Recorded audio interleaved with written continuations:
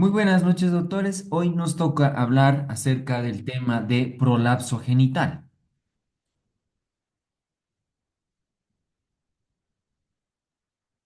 Como es de costumbre en todos nuestros casos con patología, empezamos con un casito clínico. Paciente 55 años de edad con los antecedentes de gesta 2, para uno y cesárea uno. Fecha del último parto hace 20 años con un producto de 4.100 gramos, ¿no? Además, la presencia de antecedente de tuberculosis pulmonar hace 2 años con tratamiento antituberculoso de esquema de 6 meses. Refiere desde hace 3 meses pérdida involuntaria de orina al levantar cosas pesadas. La menopausia de esta paciente fue instalada a los 45 años. Al examen físico destaca un índice de masa corporal de 31 kilogramos sobre metro cuadrado, presión arterial 170, ya, frecuencia cardíaca 76 latidos por minuto, abdomen sin particularidades y a la especuloscopía se evidencia descenso de la pared vaginal anterior, 1 centímetro superior al introito vaginal. Los laboratorios de esta paciente, una hemoglobina de 17,4 miligramos sobre decilitro, creatinina 1,1 miligramos sobre decilitro. Papa Nicolau reporta neoplasia intraepitelial grado 2. Se hace un estudio de cistograma, el cual revela un signo de la gota positivo. La paciente tiene de profesión ser circulante de quirófano. Imagínense. Vayan pensando un poquitito acerca de este casito.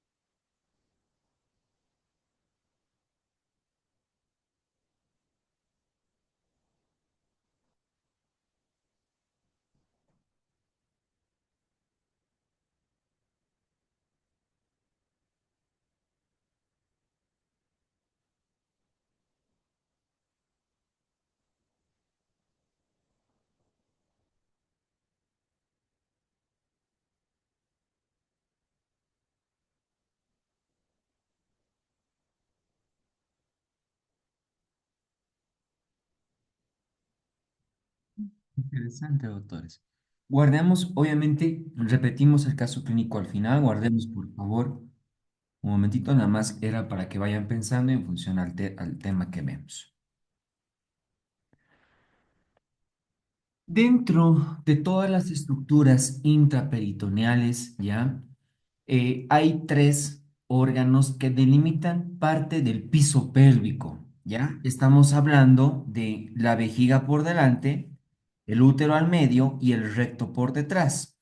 Y especialmente el útero mantiene una relación mediante unos ligamentos, el sostén de este piso pélvico, ¿ya?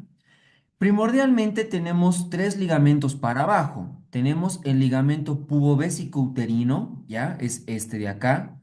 Los ligamentos laterales cervicales y los ligamentos posteriores que se llaman uterosacros. Estos tres mantienen fijo el útero para abajo. Pero también el útero tiene otros dos ligamentos que están en relación al lado superior. Hablamos primero del ligamento ancho, ¿ya? Que prácticamente es el que hace una relación para que el útero tenga una cara anterior y posterior. Y también tenemos los ligamentos redondos, están mucho más arriba que en este esquema, que se encargan de esa fijación superior y de la movilidad además que tiene parte del útero en relación que se llama tanto al ovario como puede dar toda una vuelta hasta llegar al ligamento inguinal, ¿ya? Eso es los ligamentos primordiales. Y debajo de este piso pélvico, ¿ya? Tenemos un diafragma. Este diafragma puede tener dos triángulos, uno que está en relación a la pared posterior, donde el músculo primordial para este triángulo posterior va a estar conformado por el músculo elevador del ano. Y el triángulo anterior va a estar conformado por el músculo transverso profundo del peine, ¿no? Estos van a formar el diafragma pélvico. Y de todos los componentes musculares, además de los ligamentos, hay un músculo que es muy importante que da el sostén primordialmente para el cuello de la vejiga y para el tercio medio y superior primordialmente de la uretra, que es el músculo transverso superficial del perineo, ¿no? Dada esta característica, es lo que va a dar la continencia urinaria. De modo de que al momento de querer hablar acerca de un prolapso genital, tenemos que tener en cuenta que puede ser el descenso de uno o de más órganos inferiores a este piso pélvico o al diafragma pélvico, ¿ya? Tenemos el sufijo cele, a prácticamente el órgano el cual se puede prolapsar. Como por ejemplo, cuando hablamos de la pared vaginal anterior, que es correspondiente a la relación que tiene el útero con la vejiga, hablamos de un cistocele, ¿ya? Cuando hablamos de la uretra, es decir, una porción un tanto más inferior, hablamos del uretrocele. Cuando hablamos del recto como tal, hablamos de rectocele. Y cuando está en función al fondo del saco posterior, que puede incluir parte de recto, pero es primordialmente a asas intestinales y a peritoneo, hablamos de enterocele. En relación al útero, hablamos con el término de histerocele. Y este histerocele a una clasificación simple y general va a tener la presencia de 3 grados. Tanto el primero y el segundo grado no va a haber un descenso importante del útero hasta arriba del introito vaginal, ¿no? Hablamos ya del tercer grado, el cual ya es un prolapso como tal, porque es la salida del órgano prolapsado por fuera del orificio himeneal. Entonces, estas son las primordiales características. A la par, ya tenemos que tener en cuenta que hay una clasificación de la POPQ, ¿no? Esta clasificación fue y es hasta el día de hoy la más utilizada, puesto de que maneja perspectivas de ginecólogos, urólogos, endocrinólogos, que hicieron que sea más sistematizada esta clasificación. Y para la clasificación la dividieron en 3 segmentos, ¿no? Segmento uno, segmento 2 y segmento 3. Al segmento uno, que es correlacional en relación al útero y al cuello del útero, se le ha denominado con los subsegmentos C y D correspondientemente. Al segmento 2 se le ha denominado con el B, que correspondientemente hacia adelante está la vejiga y posteriormente se encuentra el recto. Y a las regiones A tenemos una región anterior y posterior, correspondientemente más a las paredes de la vagina, ¿ya? Y tenemos afuera segmentos que son H, que se llama P, que corresponden al himen y al periné como tal. Entonces, de ahí radica que la clasificación de POQ nos da 5 estadiajes, del 0, 1, 2, 3, y aquí, perdón, aquí está el 4, ¿ya? El grado 0 prácticamente mantiene las relaciones tal normalmente como se encontrarían, donde el segmento C y D se encuentran, que se llama el segmento A y B, perdón, se encuentran a una distancia de 3 centímetros en relación al orificio menial. El grado 1, ¿ya? Está con un prolapso donde el extremo se encuentra a 1 centímetro, ¿ya? Del orificio menial. El grado 2 es el que se encuentra entre entre -1 y +1, ¿no? Pues es alrededor de 1 centímetro, entre -1 y +1 en relación al orificio himenial. El grado 3 es el que está más allá de 1 centímetro por fuera del anillo himenial y el grado 4 es el que está más de 2 centímetros debajo del orificio himenial, ¿no? Esta es la clasificación de POPQ. Hay que tener en cuenta de que hay ciertos factores que pueden promocionar el que una paciente presente un prolapso de órgano pélvico, ¿no? Primero que tenemos que tener en cuenta los accidentes del embarazo, parto y puerperio.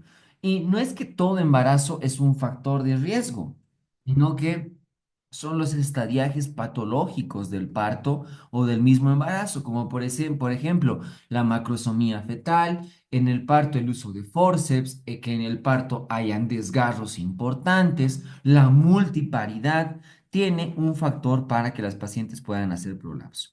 Otro, ya habíamos visto la clase anterior, que la menopausia, que está influenciada, por la baja de los estrógenos, y estos estrógenos tenían una característica con el colágeno de las estructuras del periné. Entonces, la menopausia, al descender los estrógenos, se pierde el colágeno y por ende hay mayores chances de hacer incontinencia. Las pacientes con obesidad, ¿ya? Las pacientes con tos crónica.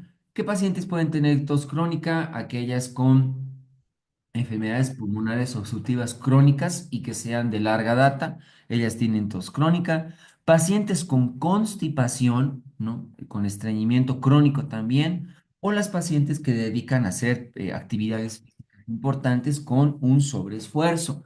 Estos pacientes tienen mayor chance de hacer prolapso de órgano pélvico, ¿ya? Dentro de los síntomas hay que destacar que primordialmente las pacientes van a percibir la sensación de un cuerpo extraño en la zona genital, ¿ya? Muchas de las veces puede acompañarse de un dolor en la zona intravaginal, pero el dolor es más frecuente cuando hay erosión, ¿no? Porque el órgano prolapsado por la mucosa fácilmente en contacto con el exterior puede ulcerarse como si fuera una úlcera de decúbito y es ahí donde duele más. En cuanto haya un órgano prolapsado, la sintomatología va a estar más en relación a ese órgano que se prolapsa. Como por ejemplo, si estuviéramos con la pared vaginal anterior, que es correspondiente a la relación con la vejiga, y de la uretra también, va a haber datos de incontinencia urinaria. Si la religión prolapsada sería de pared posterior, donde tenemos más frecuentemente el recto, habría la presencia de constipación. A la exploración física, ya es muy importante valorarle a una paciente que está en posición ginecológica, ya, y que pueda hacerse primero una maniobra de Valsalva sin la necesidad de una exploración física. La maniobra de Valsalva daría mucho la región prolapsada al pujo. Pero también tenemos dos pruebas. Tenemos una que es la prueba de Boni. Esta prueba es mediante el tacto vaginal y mediante el tacto se presiona la pared vaginal anterior, tratando de rectificar un poco la angulación que tiene la uretra y se percibiría si hay salida de orina por la uretra, ¿no? Sería una prueba de Boni positiva. La prueba de Baden y Walker es prácticamente la misma variante, pero en vez de hacer tacto con el uso del espéculo, ¿ya? Estas pruebas ante la salida de la orina serían pruebas positivas. ¿Cuál debería ser un tratamiento promocional para una paciente con prolapso? Primero están las medidas higiénico-dietéticas, es decir, tratar de bajar de peso, aumentar, que se llama el ejercicio. Y al hablar del ejercicio en kinesiología, dice la bibliografía que las pacientes se favorecen mucho de los ejercicios pélvicos. Es más, hay una partecita más acentuada en incontinencia que dice los ejercicios de Kegel. ¿Cuáles son los ejercicios de Kegel? Es suspender temporalmente los periodos de micción, ¿eh? Eso ayudaría a aumentar la musculatura. De todos modos, en kinesiología también se habla de las terapias mediante electromagnetismo que favorecerían a la estimulación de toda la musculatura del piso pélvico. También se habla de los pesarios vaginales y los pesarios vaginales fuera del material que se elaboren ayudarían mucho en aquellas pacientes tal vez con prolapsos de no tan grande magnitud o que no se necesite la perspectiva de hacer un tratamiento quirúrgico. Pero ya una vez que hablamos al prolapso como tal, ¿no? Clasificaciones POPQ, ya alrededor del anillo menial, lo ideal siempre es realizar un tratamiento quirúrgico. Para los descensos de la pared vaginal anterior, ¿no? Es decir, de los cistoceles, una de las alternativas quirúrgicas es la colporrafia anterior. ¿En qué consiste? Es una incisión en una T invertida, ¿ya? Que trata de aperturar, ¿qué se llama? Los segmentos que están inferior a la uretra, irlos divulsionando y cortar el extremo que está sobrante de este tejido para suspender la vejiga para la uretra primordialmente hacia arriba, ¿ya? En la colporrafia posterior prácticamente es una técnica bastante similar a la primera, donde es igual, ¿no? Podemos ver como una T invertida, la incisión, pero esta va a aprovechar los segmentos posteriores del rafe posterior. Del mismo modo, la idea es divulsionar la mucosa del recto, que hay que tener un poquito más de cuidado, ya para retirar el excedente de tejido que se tenga por el prolapso y la nueva sutura es la que va a suspender hacia la región posterior. Estas técnicas quirúrgicas son cuando existiría tal vez solo un grado de prolapso de un solo órgano.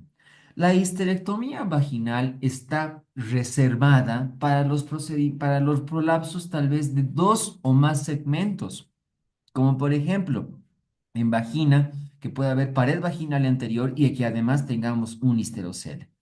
La ventaja de hacer una histerectomía vaginal, aunque es un procedimiento mucho más invasivo, es que tendría la característica de uno, seccionar y después suspender en función a los ligamentos que teníamos en relación al sostén del piso pélvico, como por ejemplo los pubovesicuterinos, los laterales cervicales y los uterosacros, ¿no? De ahí es que la incisión cervical circular permite justamente la divulsión correspondiente de estos ligamentos, para luego realizar una suspensión total y que se puede aprovechar además inclusive con una colporragia anterior al momento de hacer una histerectomía vaginal, ¿ya?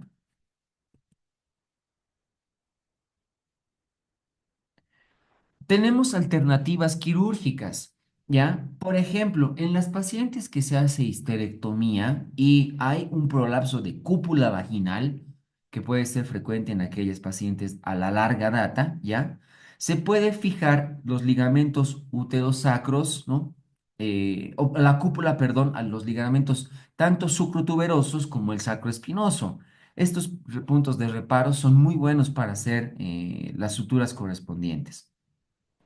Tenemos la técnica de Fothergill, que significa en la amputación del cérvix, para suspender la parte inferior del útero que va a quedar remanente. Tenemos la cirugía o la técnica de Halban, que consiste en hacer un saco vesical correspondiente, ¿no? Hacerle como una hamaca a la uretra para suspenderla hacia arriba. La técnica de Kelly es suspender totalmente la vejiga hacia arriba, ¿ya? Hay que tener en cuenta que toda paciente que se le realiza este tipo de cirugía hay que prepararla. Y en relación a a la preparación, siempre es importante tener en cuenta todos los antecedentes ginecobstétricos que vaya a tener la misma, todos los estudios correspondientes como a una cirugía de tal magnitud como es la histerectomía. En relación a los cuidados postoperatorios, siempre es importante tener en cuenta pues, la continencia que va a tener luego, que se llama el restablecimiento de su actividad sexual a larga data, que muchas de las pacientes se benefician también de terapia hormonal local una vez el tratamiento quirúrgico para mejorar el colágeno, especialmente en pacientes menopáusicas, que por lo menos la sonda Foley, una vez terminada la cirugía, porque siempre se maneja alrededor de la uretra, se quede al menos un tiempo y debido a este detalle, el uso de antibióticos también es importante, ¿ya? Una variante, porque al final de cuentas, la incontinencia urinaria, especialmente la que es de esfuerzo, es por un proceso de prolapso genital, ¿ya? Porque al hablar de incontinencia urinaria tenemos de tres tipos y la que nos interesa desde el punto de vista ginecológico, ¿ya? Es cuando hablamos de esfuerzo, es por un prolapso, ¿ya? Y dentro de la incontinencia urinaria tenemos dos tipos como para poder hacer un procedimiento de un diagnóstico. Tenemos el diagnóstico que se llama en relación a la frecuencia.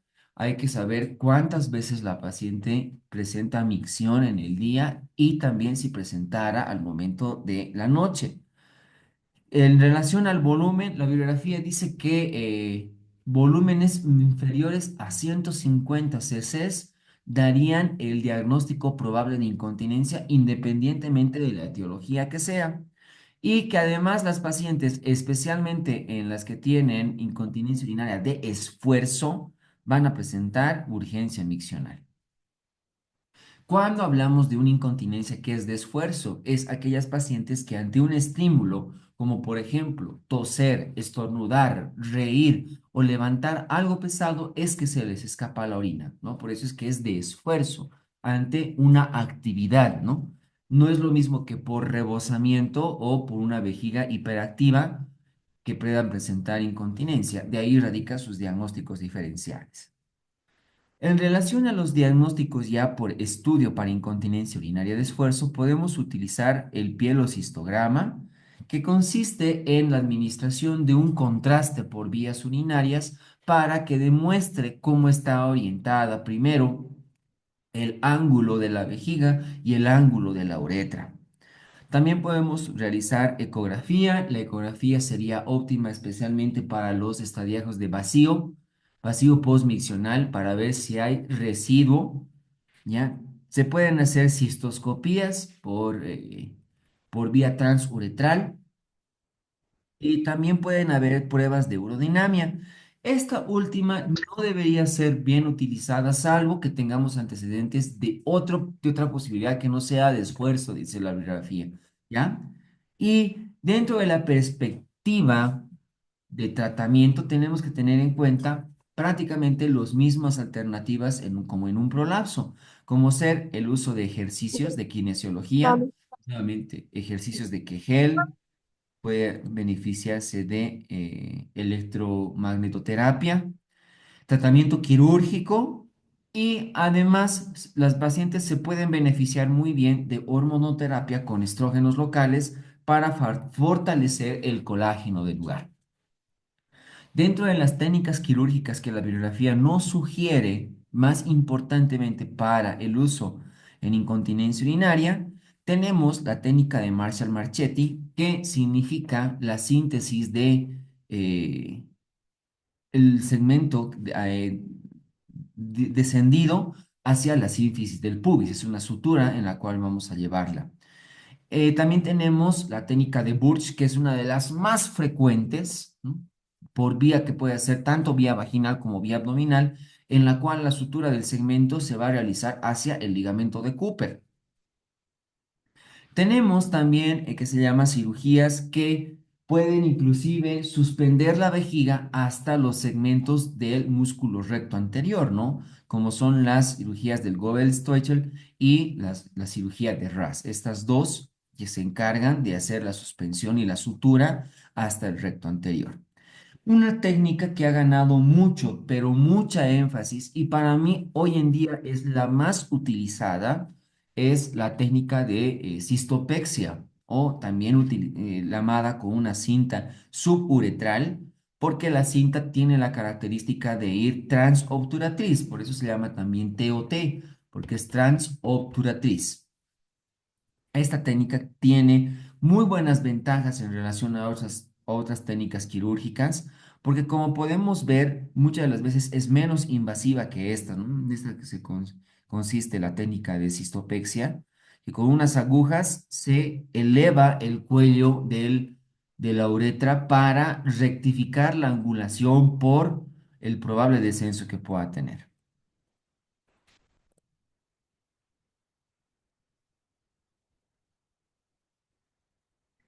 También tenemos alteraciones en función a la posición que va a adquirir el útero, propiamente dicho en ginecología, ¿ya? Y son cuatro alteraciones que pueden haber. Uno es la retroversión total, que quiere decir que el útero se fue totalmente para atrás, ¿ya? La repercusión clínica al hablar de retroversión sería la compresión rectal. Tenemos después la retroflexión, que es que se llama la rotación hacia atrás, que tiene solo el cuerpo uterino, ¿ya? Tenemos que se llama aquí, más o menos como este sería un útero normal, ¿ya? Que está en anteflexión. Y después tenemos tres grados, ¿no? Un grado en el que está prácticamente orientado hacia el cérvix, uno que está en relación intermedio y uno que prácticamente está hacia atrás. De modo de que ante este detalle puede haber datos sintomatológicos de una retroflexión, como por ejemplo un flujo retrógrado de la menstruación, y da la casualidad que la retroflexión es un factor de riesgo para poder presentar endometriosis. Las pacientes van a caracterizarse de dolor pélvico, especialmente en los periodos de menstruación, por eso es que va a haber dismenorrea, y muchas de las pacientes, además por el dolor, pueden presentar dispareunia. La retrocesión es aquella característica donde tanto el cuerpo ya se va a mantener como tal, normal, pero lo que va a estar rotado es la vagina y el cérvix, se van a ir hacia atrás, ¿ya? Puede presentar síntomas compresivos o algunos pasan desapercibidos. Y la otra mal posición es la superanteflexión, que prácticamente entre la vagina y el cuello del cuerpo uterino hacen una angulación mucho menor de 90 grados, y la repercusión clínica va a ser en función a una compresión vesical. De estas tres, la que se beneficia porque hay mayor sintomatología y desde el punto de vista quirúrgico es la retroflexión, ¿ya? También la retroversión se puede tratar desde el punto de vista quirúrgico. Nuevamente pasemos a nuestro casito clínico, doctores. Tengo una paciente de 55 años de edad con los antecedentes de Gesta 2 para 1 Cesa 1, fecha de último parto hace 20 años con un producto de 4.100 gramos. La paciente además refiere la presencia de tuberculosis pulmonar hace 2 años, que ha sido tratamiento con medicamento antituberculoso de esquema de 6 meses. Refiere hace 3 meses la pérdida involuntaria de orina al levantar cosas pesadas, ¿no? Menopausia a los 45 años. Por favor, no toquen la pantalla, doctores. Un momentito.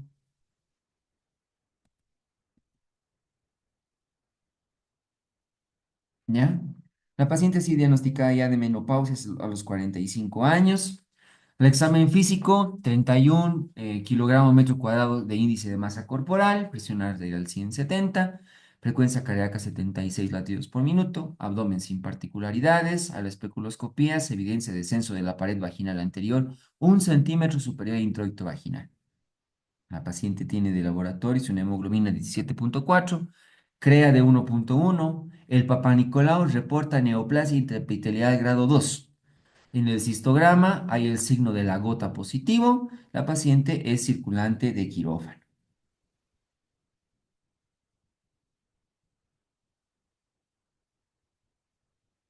A ver, tengo dentro de los antecedentes, ya por las respuestas pasadas, la tos probablemente crónica ante una tuberculosis anterior, ya.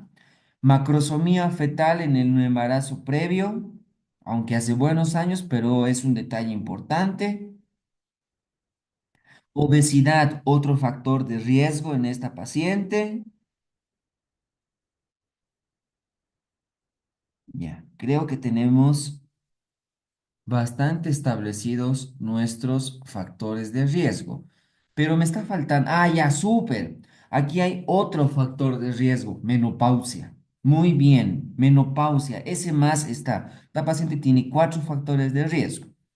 Por la clasificación POPQ, estoy de acuerdo, estamos con grado 1, ¿no?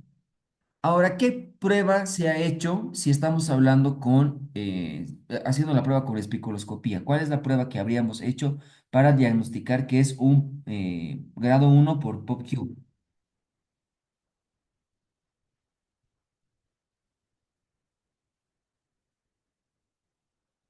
Muy bien. El test de Baden y Walker. Ese es el test que he utilizado para saber el grado del descenso mediante PopQ, ¿ya? Ahora, pregunta que se llama importante. ¿Qué tratamiento harían en esta paciente?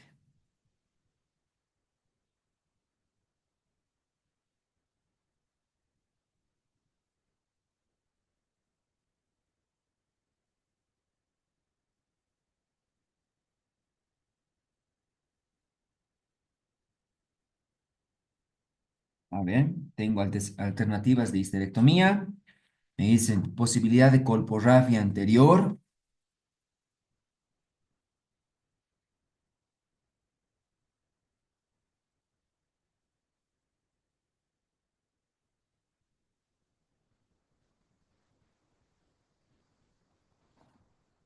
hormonoterapia,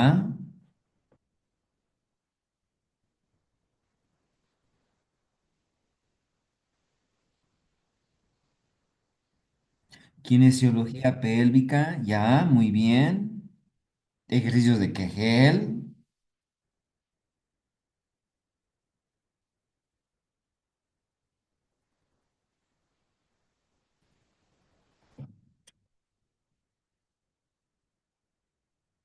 Bueno, todas las alternativas terapéuticas que se llama están dentro de parámetros normales. Aquí me dice cambio de estilo de vida. Quimio-radio para NIE 2, no. Quimio y radio es para cuando hay un cáncer de cuello uterino, pero cuando es una neoplasia intraepitelial es pre, no tendríamos que utilizar quimio-radio, ¿ya? Ahora, dentro de las alternativas, sí, yo particularmente puedo orientarme un poquitito más hacer la histerectomía por el antecedente de esa neoplasia intraepitelial grado 2. Probablemente por ese detalle sí me inclino más, pero le puedo hacer una colporrafia anterior. Es más, la bibliografía dice, puedo juntar ambas técnicas quirúrgicas de hacerle histerectomía y una colporrafia anterior a la par, ¿no? Tal vez puedo hacerle los dos.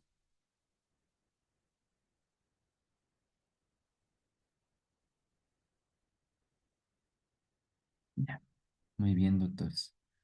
Ahora sí. Y si en el examen diera las dos opciones, ¿cuál pondría? Eh, yo creo que aquí hay dos patologías. Yo me inclino un tanto más a la histerectomía, porque aquí hay además una patología de alto grado en el cuello del útero.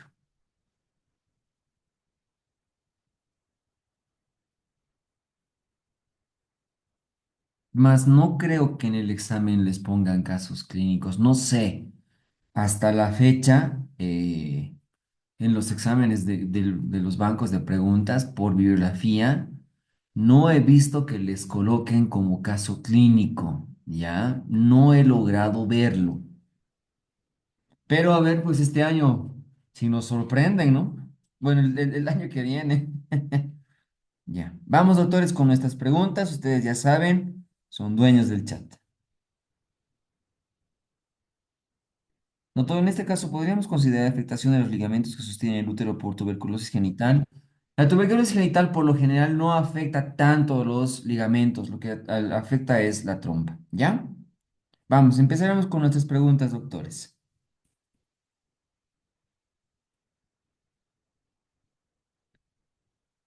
¿Cuál de los siguientes factores de riesgo se asocia más fuertemente al desarrollo de prolapso genital? Infecciones urinarias recurrentes, multiparidad, hipotiroidismo, disfunción ovárica o el uso de anticonceptivos.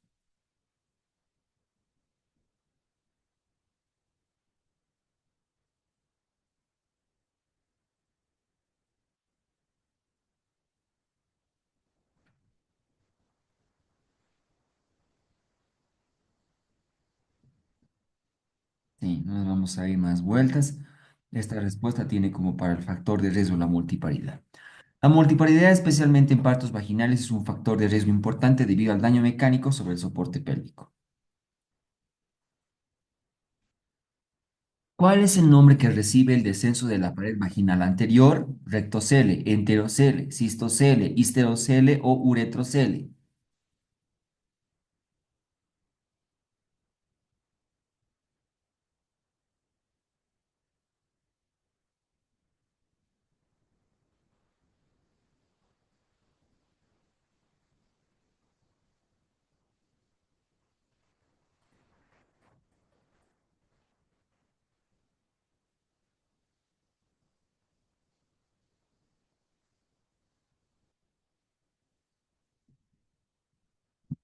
Vamos. Cistocele, igual facilita. El cistocele corresponde a la protrusión de la vejiga a través de la pared vaginal anterior. ¿Qué maniobra física se utiliza para evidenciar el prolapso genital durante el examen ginecológico? Maniobra de Hegar, maniobra de Wood, maniobra de Chandelier, maniobra de Baden o maniobra de Proust.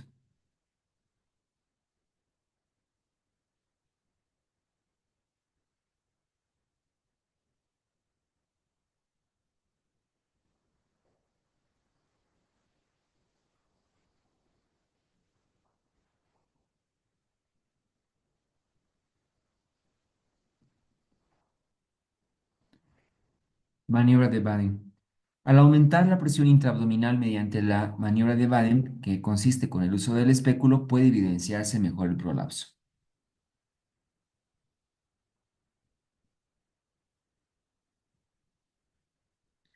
¿Qué tipo de cirugía reconstructiva se utiliza para el cistocele? Colforraje anterior, histerectomía abdominal, colforraje posterior, amputación cervical o la suspensión del cérvix al sacro.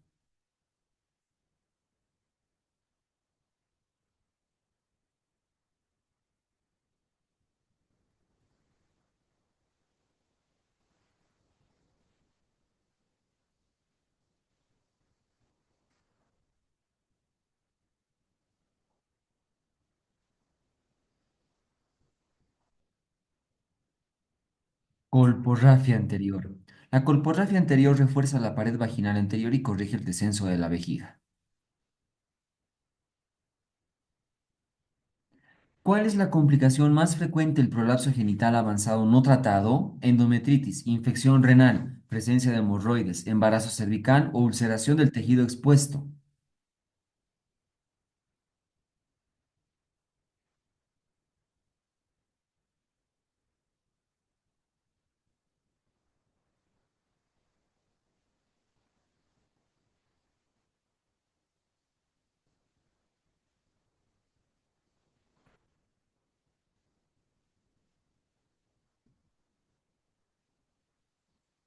La ulceración del tejido expuesto.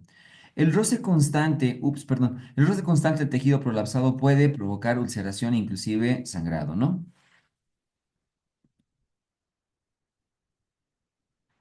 ¿Cuál es el síntoma digestivo asociado frecuentemente a rectocele, vómito, estreñimiento, diarrea acuosa o pirosis?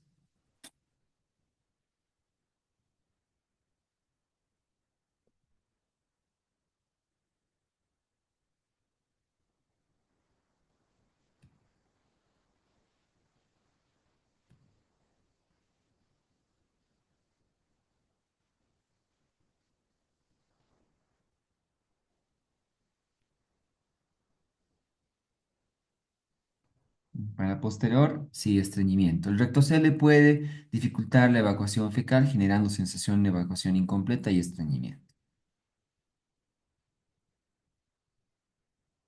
¿Cuál es la indicación más frecuente de la colpocleisis? Mujer joven con incontinencia, mujeres nulíparas, mujeres sin deseo sexual ni reproductivo, pacientes embarazadas o presencia de pólipos cervicales.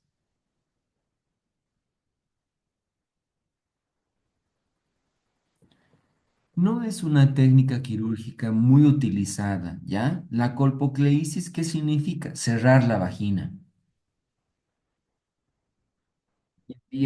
Es muy raro realizar este procedimiento quirúrgico, ¿ya? Pero está en su bibliografía, nada más digo en qué consiste. La colpoclisis es una técnica obliterativa que cierra el canal vaginal indicada a mujeres mayores sin actividad sexual, ¿no? Entonces, si las mujeres no quisieran ni tener relaciones ni tener hijos, ahí estaría indicada la colpocleisis.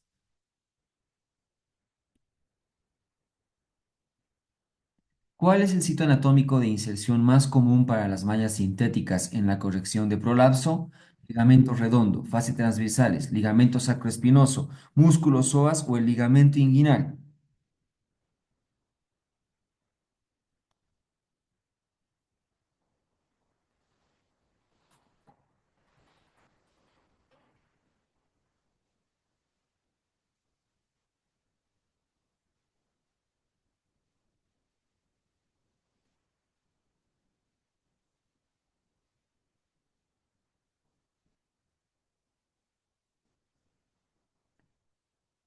tanto el ligamento sacroespinoso y el otro es el sacrotuberoso, ¿ya? Estos son los dos ligamentos que habla la bibliografía.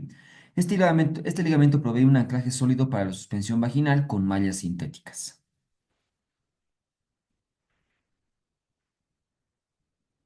¿Cuál es la principal utilidad de la prueba del cotonito, el Q-tip, en la evaluación de la incontinencia urinaria? Determinar la capacidad vesical, medir el volumen de orina residual, evaluar el ángulo uretral, confirmar la infección urinaria o el detectar vejiga neurogénica.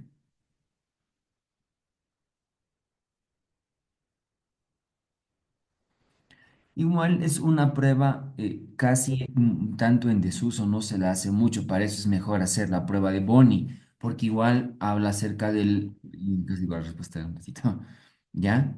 Pero en este caso la prueba del cotonite dice que es insertar una torunda aséptica, ¿no? Para ver el ángulo de la uretra. Esta prueba mide el desplazamiento uretral mediante un esfuerzo. Si el ángulo supera los 35 grados, se considera que hay una hipermovilidad uretral. Esa es la prueba del cotonito. ¿Cuál es el mecanismo de acción principal de los anticolinérgicos en el tratamiento de la incontinencia urinaria? Aumenta la presión uretral, estimula el reflejo miccional, relaja el detrusor, inhibe la secreción de estrógenos o reducir la frecuencia urinaria.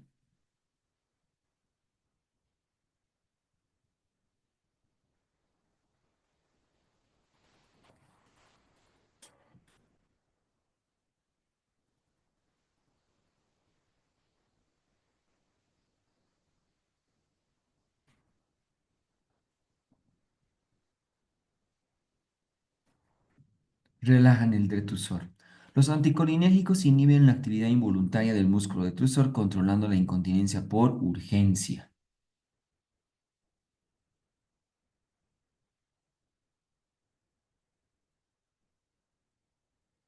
¿Qué condición predispone al desarrollo de incontinencia urinaria por rebosamiento? Hiperactividad del detrusor, el cistocele, la disfunción ovulatoria, el hipoestrogenismo o la estenosis uretral.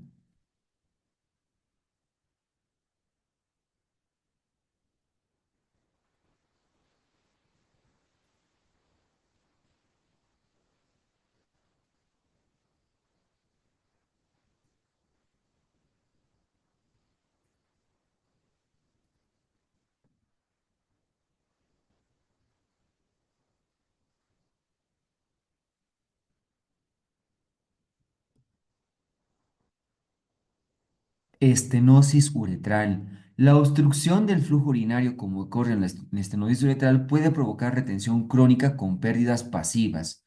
Por eso se forma incontinencia por la estenosis. ¿Cuál es el neurotransmisor principal implicado en la contracción del músculo detrusor? Noradrenalina, dopamina, serotonina, acetilcolina o la histamina.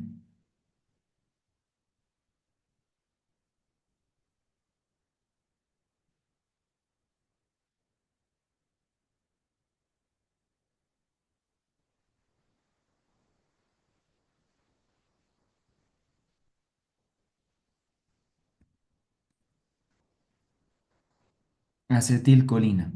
La acetilcolina actúa sobre los receptores muscarínicos del detrusor, induciendo su contracción durante la micción.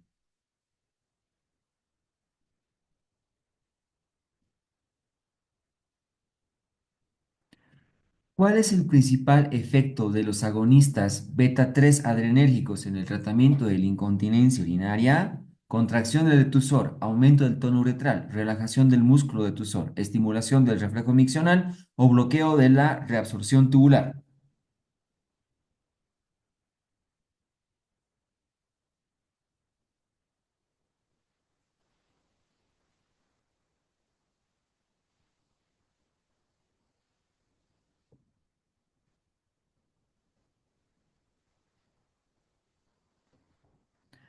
Relajación del músculo detusor, ¿no? Los agonistas beta 3 adrenérgicos relajan el detusor durante la fase del llenado, mejorando la capacidad vesical y reduciendo la urgencia miccional.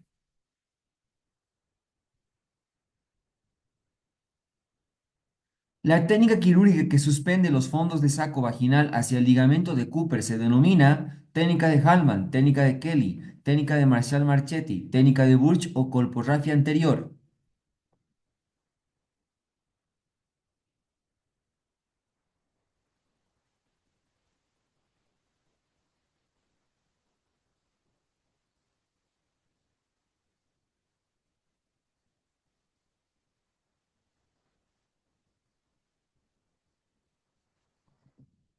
Técnica de Burch. Mediante puntos separados se levantan los fondos de saco vaginal hasta el ligamento de Cooper. La posibilidad de presentar endometriosis es frecuente por una de las siguientes malposiciones del útero: retroflexión, retroversión, retrocesión, hiperanteflexión o la incontinencia urinaria.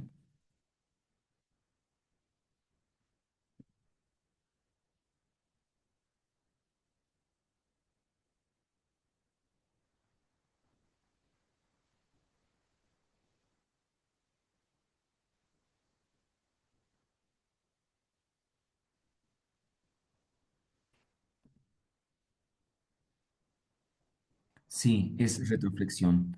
La retroflexión de tercer grado tiene importancia clínica porque es la que causa dolor pélvico y dismenorrea y se la considera factor predisponente para endometriosis.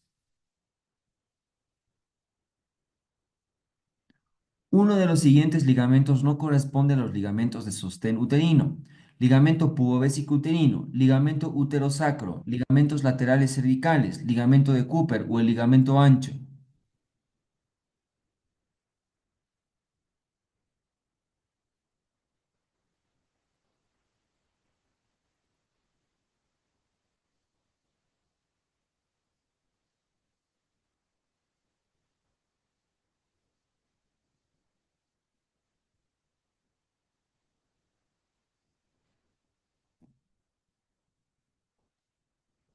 Ligamento de Cooper, este es más para el conducto inguinal, ¿no?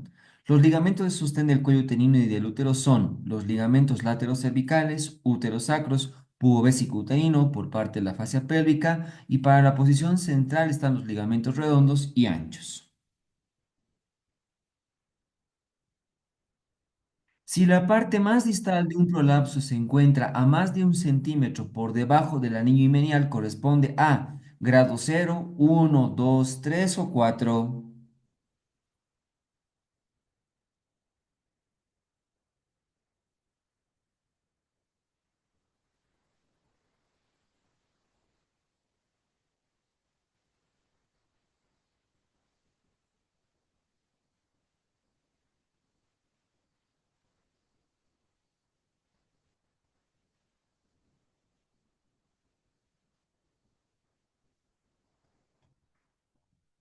Grado 3.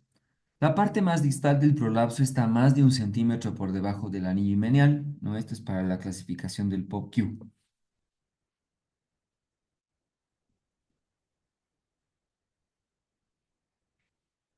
Bien, doctores, me quedo predispuesto a todas sus consultas.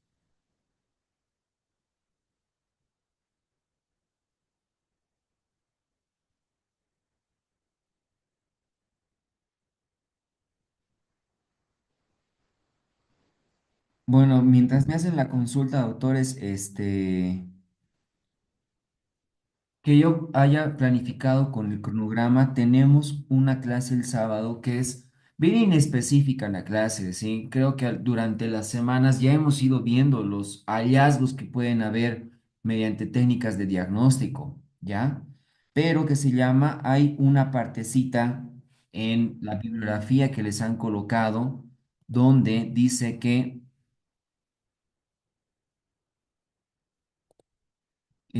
métodos de diagnóstico en ginecología, hay un tema, ¿no? Y si ustedes ven la bibliografía, hay ese tema, pero está bien específico y hay mucha referencia que no la veo yo muy objetiva. Por ejemplo, habla de la historia de la ecografía en Chile, que no creo que tenga valor y relevancia para este examen. O como, por ejemplo, cuál debería ser el perfil del profesional con perspectiva imagenológica, tampoco creo que sea objetivo. Entonces, si de casualidad no va a valer y es un tema muy superficial y van a comenzar con otras asignaturas a partir del día sábado, créanme de que les van a mandar el, el correspondiente comunicado, así que estén pendientes a ese detalle, por favor. De ser que no, igual nos vemos para abordar lo más llamativo que tengan estos temas para métodos de diagnóstico en ginecología, ¿ya? A ver, aquí voy un ratito. ¿Dónde está? Doctor, por favor. ¿Dónde está? ¿Dónde está? ¿Dónde está? ¿Puede explicar la técnica de Baden? Es prácticamente insertar el espéculo y mediante el espéculo ver el segmento prolapsado. Y es mejor orientarlo hacia la pared vaginal anterior, ¿no? Porque la técnica de Boni es rechazar o se llama oprimir la pared vaginal anterior, tratando de buscar el prolapso o la incontinencia. Sirve para los dos, ¿ya? Y en la de Baden simplemente con espéculo, o sea, es la misma variante pero con espéculo. Doctor, ¿vuelve a poder explicar, por favor, la técnica de Fogarty? Es la amputación del cuello del útero. En eso consiste. Igual son procedimientos quirúrgicos, si bien la bibliografía los dice, pero muchos de ellos están en desuso. ¿Cuándo elegimos colporragia posterior? Cuando hay enterocele o rectocele, para esos dos, ¿no? Fondo de saco posterior, recto y enterocele sería más sugerente hacer la colpotomía, la colporragia posterior, perdón.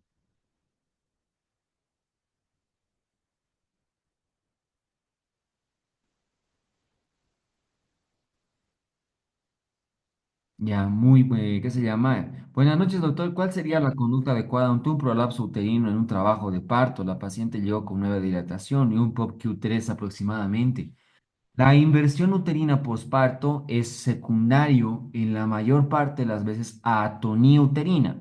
Por lo tanto, si está así, hay que hacer todos los parámetros correspondientes como para mejorar el tono uterino. Y hay que tratar de restituir a la brevedad posible porque si no, ese útero va a empezar a sangrar fatal. Doctor, ¿es cierto que a futuro una mujer que solo ha tenido partos puede tener prolapso genital? No, no es exclusivo los accidentes del parto o la multiparidad, es un factor de riesgo. Y al ser factor de riesgo no significa que sea una etiología total. Entonces, hay pacientes que pueden tener más de 4 hijos y no tienen, que se llama prolapso. Y hay pacientes que tienen uno y por ese antecedente, el uno, por el uso ya sea de forceps o porque fue macrosómico o porque hizo desgarro, ya puedan tener incontinencia o prolapso. No, todo, tenemos una segunda vuelta de clases de ginecología y obstetricia. De seguro va a haber el intensivo, ¿ya? Que van a ser clases bien puntuales, rapiditas, ¿ya? Pero de seguro va a haber, yo creo. Doctor, no entendí los procedimientos quirúrgicos de la incontinencia urinaria, por favor. Eh, Prácticamente, la idea es suspender y rectificar el ángulo de la uretra que está descendido, porque la mayor parte de las incontinencias que son de esfuerzo son por el prolapso, ¿ya? Entonces, la idea es suspender y que se llama, se puede hacer una sutura tratando de elevar esta angulación. Dentro de lo que más se utiliza hoy en día está la cirugía de Cooper, que es hacer una sutura y suspender el ángulo o de la uretra o el cuello de la vejiga hacia el ligamento de Cooper. Ese es uno de los más frecuentes. Pero hoy en día la cistopexia TOT creo que es de las más importantes como para incontinencia.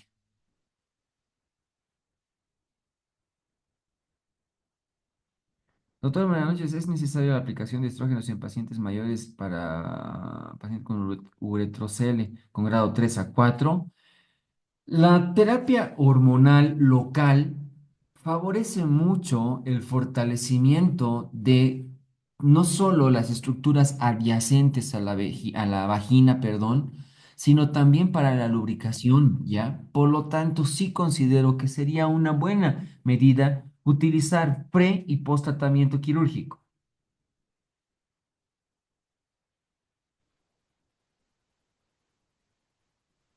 ¿Qué técnicas se utilizan más?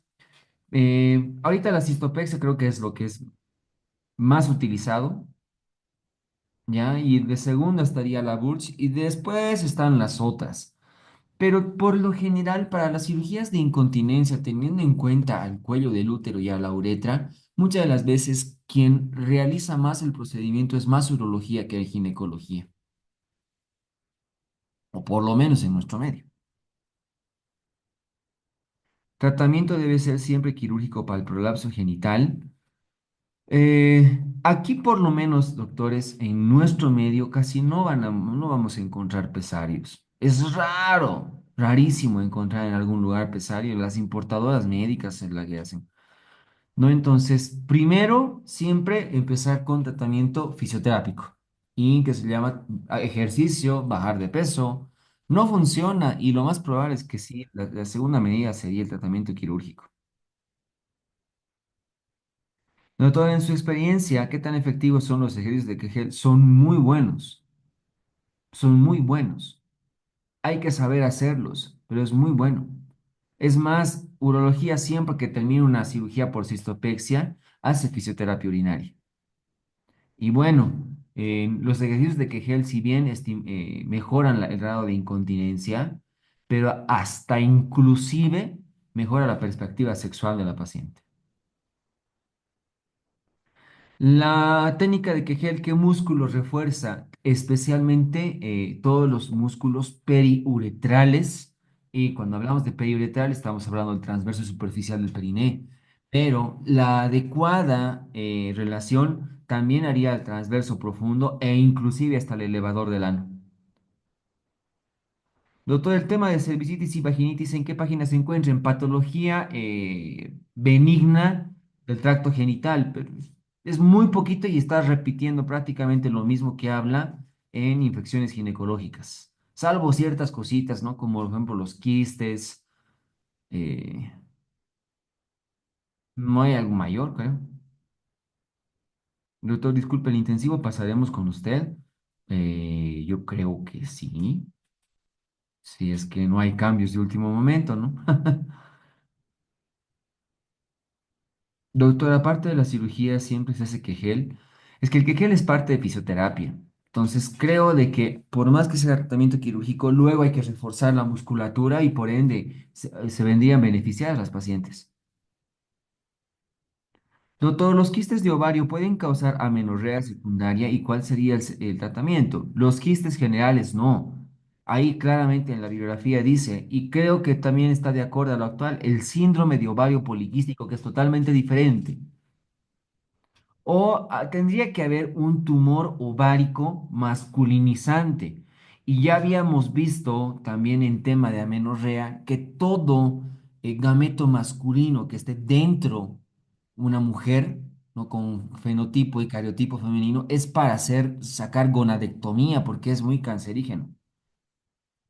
¿Qué hormonas utilizaríamos para tratar incontinencia? En relación a estrógeno. Y para vía vaginal, si no me equivoco, ahí está claramente el estriol. Es uno de los que viene para vía vaginal. ¿Cuáles son las complicaciones más frecuentes después de la cirugía? La recidiva del cuadro unos años después, ¿ya? Pero dentro del transquirúrgico o intraoperatorios o a corto plazo, tendría que ser que se llama que haya un punto que esté en la uretra, las pacientes tengan que usar sonda Foley por lo menos 3 semanas, ¿ya? O que se haga una suspensión más allá de lo normal y por ende haya una estenosis uretral secundaria.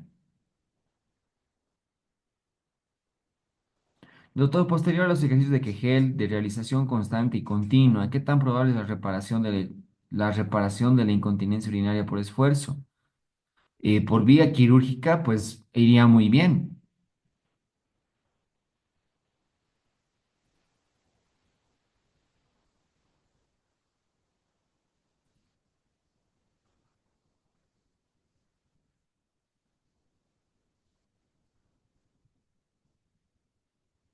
Bueno, mientras se van algunos desconectando y demás.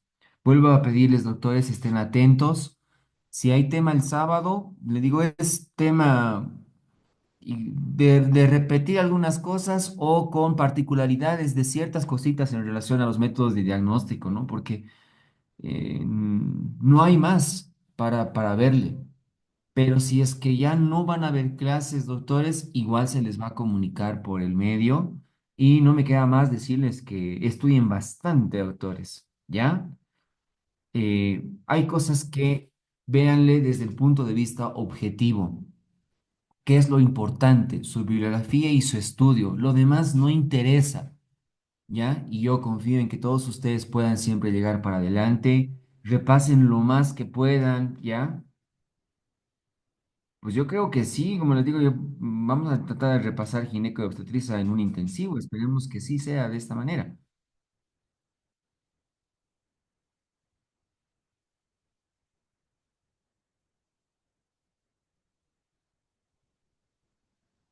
Así que atentos, doctores. Nada, yo como siempre muy agradecido con la atención de ustedes, a darle átomos, a seguir estudiando y para más cosas, ¿ya? Cuídense mucho, doctores, y si hay clases, nos vemos el día sábado. Cuídense muchito, doctores.